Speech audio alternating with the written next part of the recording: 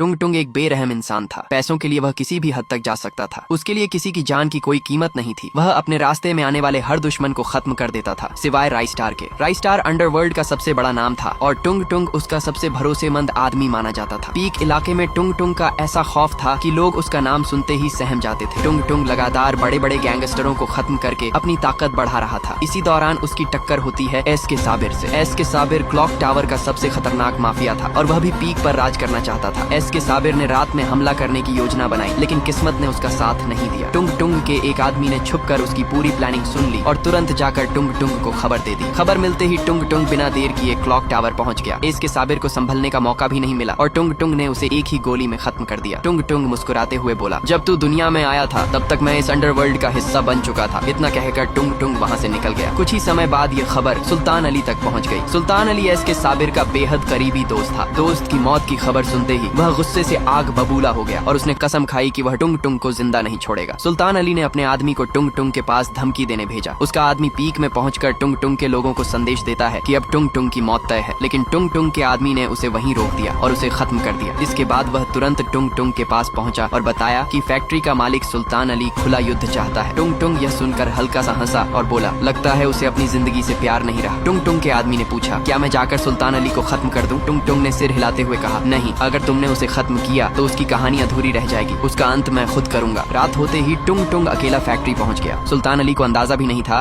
कि उसका आखिरी समय इतना करीब आ चुका है। टुंग टुंग ने उसे खत्म कर दिया और वहां से निकलते वक्त सिर्फ इतना कहा, तुम लोग सिर्फ बातें करते हो और मैं काम करके दिखाता हूँ, यही असली फर्क है। उस रात के बाद पूरे देश में टुंग टुंग का नाम डर की पहचान बन गया। लोग उसकी ताकत और उसके फैसलों से कांपने लगे। लेकिन कहानी यहीं खत्म नहीं होती। असली तूफान अभी बाकी है, क्योंकि बहुत जल्द इस कहानी में एंट्री होने वाली है रॉकी भाई की और उसके आने के बाद